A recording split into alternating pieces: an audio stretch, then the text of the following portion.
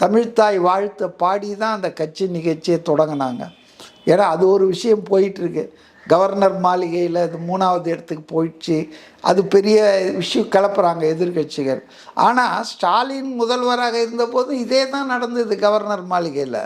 அப்போ அதை யாருக்கும் தமிழ்த்தாய்க்கு அவமானம், அதாவது பயஸ்டாக பேசுகிறாங்க ஊடகத்தில் கூட எதிர்கட்சி தரப்பு. நீங்கள் ஒரு ஆட்சி அமைஞ்ச உடனே சாதாரணமாக ஒரு 6 மாதம் வெயிட் பண்ணுவாங்க.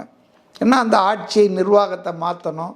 இப்போ அதே அதிகாரிகள் தானேங்க. திமுக ஆட்சியில் இருந்த தாசில்தார், திமுக ஆட்சியில் இருந்த கலெக்டர், திமுக ஆட்சியில் இருந்த எஸ்ஐ, எஸ்பி அவங்க தானே இருக்காங்க. இப்போ அவங்களெல்லாம் வச்சுக்கிட்டு மாற்றம் எப்படி பண்ண முடியும்? அப்போ ஒரு மாற்றத்தை அவங்க ஃபேஸ்டு மேனரில் பண்ணிகிட்டு இருக்காங்க, பண்ண தொடங்கிட்டாங்க. டிஜிபியை கூட புதுசாக அப்பாயின்ட் பண்ணியிருக்காங்க. இந்த டிஜிபியை 1 வருஷத்துக்கு முன்னால் அப்பாயின்ட் பண்ணியிருக்கணும். ஒரே ஒரு விஷயம் சொல்கிறேன் நான். இதுக்கு முன்னால் போனார் சங்கர் ஜிவால், அவர் போய் 1 வருஷம் கிட்டத்தட்ட ஆக போகுது. ஒரு ஆள் ரிட்டையர்மெண்ட்டில் போகிறாருன்னா அன்னைக்கு தெரியாது, 6 மாதத்துக்கு முன்னாலே அவருடைய பென்ஷன் பேப்பர்லாம் கவர்மெண்ட்டில் ப்ராசஸ் பண்ண ஆரம்பிச்சிருவாங்க.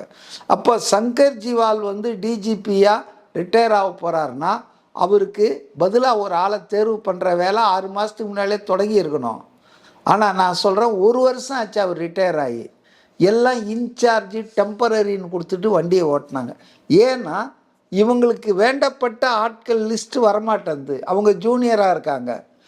இப்போ வர்ற லிஸ்ட்டில் சீனியாரிட்டி படி இருக்கிறார்கள். இப்போ இவர் பேர்லாம் எத்தனை வாட்டி தெரியுமா? மகேஷ்குமார் அகர்வால். ஆனால் இவங்களுக்கு ஸ்ட்ரெயிட் ஃபார்வர்டு ஆஃபீஸர் பிடிக்காது திமுகவுக்கு.